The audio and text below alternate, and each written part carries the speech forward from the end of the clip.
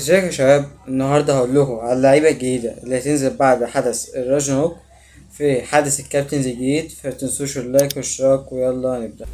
واول توقعات من مدريدست اف سي: الرسام انيستا 111، دونجا 111، القديس ايكار كاسياس 111، يوهان كرويف اسطورة هولندا 111، زانيتي 111، فرناندو هيرو 110، ستويشكوف 110، كارلوس بيول اسطورة برشلونة ومنتخب اسبانيا 110، لامبرينج 110، روند كومان اسطورة برشلونة 109، ميليتو اسطورة انتر ميلان 109، والجابر اسطورة منتخب السعودية 108، وفرانشيسكو توتي 111 اسطورة منتخب ايطاليا، وكليني 111، فيليب لام 111، لوسيو 111، دافيد بيكهام اسطورة مانشستر يونايتد 111، باركي جي سونج اسطورة مانشستر يونايتد 111، بوبي مور 110، ستيفن جارد 110، كويت 110،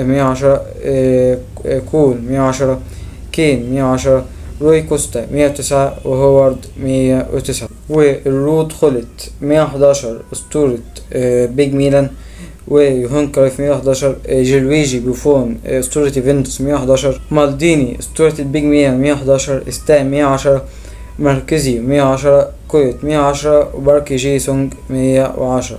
وطبعا السي الاسطورة التاريخي كريستيانو رونالدو 111، كريم بنزيما 111، فالفيردي 111، ديليرينزو 111، برونو فرنانديز 110، اسكو 110، لوكاتيلي 110، اوديجارد 110، انياكي ويليامز اخو نيكي ويليامز 109، اورزابال 108. وطبعا الاسطوره برضو ليونيل ميسي 111، فان دايك 111، نيور اسطوره بايرن ميونخ 111، روميرو 110، لوتارو مارتينيز 110، إريك ماينان 110، جيمس 110، إيميلي تشان 110، بوين 110، كوكي لاعب اتلتيكو مدريد 109. الصورة دي في اتنين ما شفناهمش في اللعبة اللي فاتت: ماركينيوس 111، فان دايك 111، وهنا ما قلناش دالجليش 110 بقالنا كتير ما شفناهوش في اللعبة،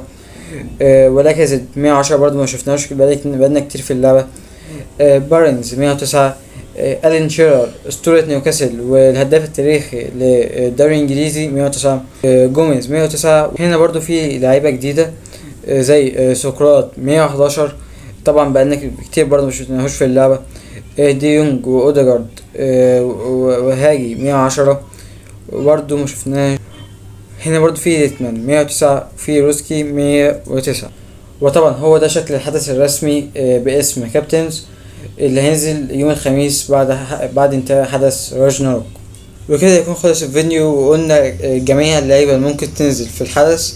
فلو عجبكم الفيديو متنسوش اللايك والاشتراك، وشوفوا الفيديوهات المقترحة دي دلوقتي، وسلام.